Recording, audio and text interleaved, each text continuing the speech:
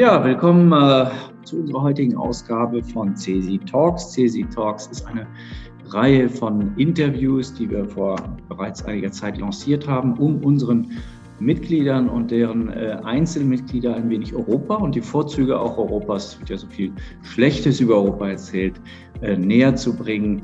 Und ich freue mich besonders heute Frau Lena Dupont bei uns zu haben. Frau Dupont ist Mitglied im Europäischen Parlament. Sie ist Mitglied der EVP-Fraktion und Mitglied im Ausschuss für bürgerliche Freiheiten, Justiz und Inneres. Unter anderem muss man hier hervorheben, weil sie natürlich auch Schutzherrin für ein sogenanntes Netzwerk digital unterstützte und nachhaltigkeitsorientierte Exzellenzzentren beruflicher Bildung in Europa ist. Frau Dupont, herzlich willkommen. Guten Morgen, vielen Dank für die Gelegenheit. Frau Dupont, wir schauen jetzt auf 1,5 Jahre zurück. Pandemie, was meinen Sie, was hat die Pandemie bewirkt, was waren die Auswirkungen wirtschaftlicher Art, sozialer Art, aber vor allem natürlich auch auf die Arbeitsmärkte, die Arbeitsbedingungen Ihrer Meinung nach? Ich glaube, es gibt so ein paar Dinge, die uns wahrscheinlich alle gleich betroffen haben, egal welche Tätigkeit man ausübt, egal welchen Beruf und welchen Job man hat. Es gibt so ein paar Dinge, die sind vielleicht auch so ein bisschen sektorspezifisch, haben sich da etwas stärker ausgewirkt als vielleicht in anderen. Also generell, wir sind wahnsinnig durchdigitalisiert, alle mittlerweile. Wenn wir so wollen, haben wir eine Studie in Zwangsdigitalisierung betrieben in den letzten 1,5 Jahren mit, glaube ich, einem sehr, sehr guten und tatsächlich sehr breit angelegten Experimentierfeld und den Lehren, die wir so daraus ziehen können. Also das, was funktioniert digital. Ich glaube, dass es auf der einen Seite auch ein Stück weit Ängste abgebaut haben könnte, dass Firmen nicht zusammenbrechen, wenn Mitarbeiter im Homeoffice sind. Gleichzeitig aber auch so ein bisschen deutlich gemacht, wo die Grenzen des Ganzen liegen. Also, dass es eben Verhandlungsrunden, Gesprächsrunden gibt, die man einfach tatsächlich auch besser persönlich führt, wo es manchmal auch wichtig ist, sich vielleicht außerhalb der üblichen Büroräume kurz an der Kaffeebar treffen zu können, um mal zu fragen, sag mal, warum steht ihr eigentlich da, wo ihr steht? Und was sind so die Gründe? Und warum kommen wir vielleicht bei einem Einigungsprozess auch nicht weiter? Und natürlich insgesamt die Auswirkungen der Pandemie auf den Arbeitsmarkt in Deutschland noch relativ gut. Wir haben mit den Kurzarbeiterinstrumenten, die wir hier haben, ja tatsächlich ein jetzt sozusagen erneut krisenfestes, krisenerprobtes Instrument gehabt. Auch ein Grund im Übrigen, warum wir das auf europäischer Ebene dann auch sozusagen kopiert haben, in Anführungsstrichen, damit auch andere Mitgliedsländer davon profitieren können, weil es, glaube ich, ein sehr, sehr wesentlicher Faktor dabei gewesen ist, dass wir bisher, so man das sagen kann, vergleichsweise relativ gut auch durch diese Krise durchgegangen sind. Frau Dupont, Sie sind ja Europaabgeordnete, Sie haben es ja auch schon indirekt angesprochen. Die EU hat ja auch ein deutsches Modell übernommen. Wie hat Ihrer Meinung nach die EU insgesamt auf die Krise reagieren können? Was waren die guten Seiten, was waren vielleicht die weniger leuchtenden Seiten Ihrer Meinung nach? Auch da würde ich es in unterschiedliche Phasen einteilen. Also wir haben natürlich am Anfang sozusagen im allerersten Krisenreaktionsmechanismus tatsächlich alles versucht möglich zu machen, was wir auf europäischer Ebene machen konnten. Sprich, die Strukturfördermittel freigegeben dafür, dass sie sozusagen dann wirklich auch ohne, ich will jetzt nicht sagen ohne Maß und Mitte, aber zumindest von den ursprünglichen Kriterien befreit. Wir haben Staatshilfen ermöglicht, beihilferechtlich ja auch nicht immer ganz einfach gewesen ist. Da haben wir sehr, sehr schnell reagiert. Das heißt, die Nationalstaaten, die konnten, die es finanziell auch leisten konnten, so wie wir das in Deutschland ehrlicherweise ja auch machen konnten dann sehr schnell auch tatsächlich Unterstützungsprogramme für kleine und mittelständische Betriebe, natürlich auch für die größeren Betriebe auflegen.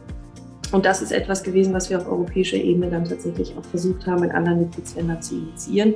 Sie haben gerade schon, wir hatten beide schon kurz das SURE-Instrument angesprochen, also sozusagen das Kurzarbeitergeld, das die Europäische Kommission auch nochmal nicht nur sozusagen von der regulatorischen Seite her unterstützt hat, sondern tatsächlich auch finanziell nochmal unterstützt hat. Und der Fokus, das merken wir auch durch das eigentlich in allen 3 Institutionen, sozusagen Ziel ist klar, Weg dahin ist manchmal noch politisch etwas umstritten, aber natürlich haben wir jetzt sozusagen den ganz großen Fokus, das ist ja auch ein Instrument des Wiederaufbaufonds gewesen, der den Haushalt für die nächsten 7 Jahre begleitet, sozusagen historischer Einigungsschritt auf europäischer Ebene, dass wir das allererste Mal gemeinsam für einen begrenzten Zeitraum Schulden aufnehmen, um eben tatsächlich das zu finanzieren, was jetzt im Mittelpunkt rückt, nämlich die Frage Jobs, Jobs, Jobs. Also wie sind nicht nur sozusagen von der Idee her, wie sieht das Arbeiten der Zukunft aus, sondern wie können wir eigentlich tatsächlich jetzt auch den Aufschwung in Europa insgesamt wieder unterfüttern, damit wir tatsächlich auch wirtschaftlich aus dieser Krise wieder gut herauskommen. Sie sagten es, Jobs. Es heißt ja so oft, dass Arbeitslosigkeit dort am niedrigsten sei, wo berufliche Bildung funktioniert. Wie sehen Sie Bedeutung jetzt und in der Zukunft von einem gut funktionierenden, sage ich mal, beruflichen Bildungsnetzwerk, wenn ich das auch verknüpfen kann mit der Frage, Sie sind ja Schirmherrin dieses bereits angesprochenen digital unterstützten und nachhaltigkeitsorientierten Exzellenzzentren beruflicher Bildung in Europa. Die müssen irgendwann den Namen noch etwas vereinfachen. Was sind Ihre Beweggründe? Also erstmal, welche Bedeutung hat für Sie die berufliche Bildung und wie sehen Sie da als Schirmherrin die Funktion dieses Netzwerkes? Also auch da tatsächlich wieder eine zweigeteilte Antwort. Der erste Teil, Relevanz und Bedeutung beruflicher Bildung. Gerade aus Deutschland heraus, glaube ich, ist es nicht ohne Grund ein System, auf das wir sehr, sehr stolz sind, weil es tatsächlich auch so etwas wie unsere eigene Mittelstandsstärke ja ein Stück weit auch tatsächlich unterstützt und fördert, weil es für exzellente Ausbildung sorgt, weil wir tatsächlich dadurch einen anderen Match zwischen gebrauchten, gesuchten Arbeitskräften und den Arbeitsmarktprofilen sozusagen derer, die in den Arbeitsmarkt hineinkommen, bilden können. Das heißt, meiner Einschätzung nach ist sozusagen berufliche Bildung in diesem dualen Weg, wie wir ihn in Deutschland auch organisiert haben, ist einer der wesentlichen Pfeiler dafür, dass wir tatsächlich auch so einen starken Mittelstand haben, dass wir im Großen und Ganzen von Fachkräftemangel, will ich nicht sagen mal abgesehen, weil es natürlich ein riesengroßes Thema ist, aber dass wir immer noch in der Lage sind, auch tatsächlich die Kräfte, die wir brauchen, für den Arbeitsmarkt auch adäquat auszubilden. Das ist ein ganz wesentlicher Erfolgsfaktor, ehrlicherweise. Das ist einer der Gründe gewesen, warum wir tatsächlich ja auch schon in der letzten Krise, Wirtschaftsfinanzkrise 2008, 2009, tatsächlich ja auch das als eines der Instrumente identifiziert haben, die man auf europäischer Ebene noch voranbringen kann. Das Netzwerk, das Sie angesprochen haben, hat sich genau das auf die Fahne geschrieben, also den Austausch auf europäischer Ebene so zu fördern, dass wir, weil wir ja aus sehr unterschiedlichen Ausbildungssystemen, aus sehr unterschiedlichen Schulsystemen kommen und damit natürlich auch in gewisser Weise aus anderen Marktsystemen, Arbeitsmarktsystemen kommen, da den Austausch so zu fördern, dass man sich sozusagen im wahrsten Sinne des Wortes das Beste zusammensucht und gut durch Krisen durchkommt tatsächlich. Wir sehen das insbesondere im Bereich der Jugendarbeitslosigkeit beispielsweise. Wir müssen auf europäischer Ebene sehr gut aufpassen, dass wir nicht sozusagen das dritte Mal hintereinander eine verlorene Generation gerade junger Menschen bekommen. Und da kann berufliche Bildung ein sehr, sehr wesentlicher Faktor dabei sein, tatsächlich junge Menschen, junge Arbeitskräfte dann auch im Arbeitsmarkt zu integrieren und sie auch darauf vorzubereiten und sozusagen so eine Win-Win-Situation für Arbeitskräfte und natürlich auch für die Unternehmen dann zu schaffen. Der zweite Aspekt, den das Netzwerk mit aufgreift, ist, glaube ich, einer, der sozusagen nicht besser gewählt sein könnte in dieser Zeit, nämlich die Frage nachhaltige Bildung.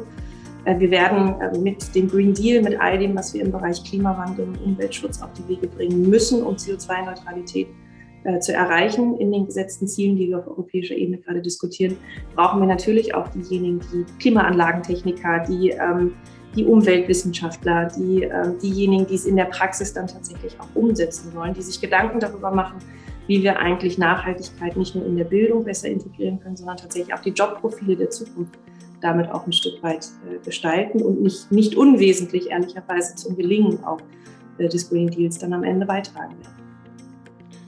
Wir brauchen vielleicht ein Schlusswort, Schlussgruß an die CESI-Gemeinde. Ja, natürlich erstmal herzlichen Dank auch vor allen Dingen für Ihre Arbeit und für das, was Sie mit beitragen zu diesem sehr, sehr großen Diskussionsprozess, in dem wir uns fortlaufend auch befinden. Und natürlich vor allen Dingen auch die Bitte, bleiben Sie weiterhin dabei. Begleiten Sie die Politik kritisch konstruktiv bei all dem, was sie tut, was sie vielleicht auch nicht tut oder nicht tun sollte aus Ihrer Perspektive heraus. Und lassen Sie uns vor allen Dingen im Dialog bleiben. Frau Dupont, vielen herzlichen Dank. Machen Sie es gut, passen Sie auf sich auf. Dito, vielen Dank.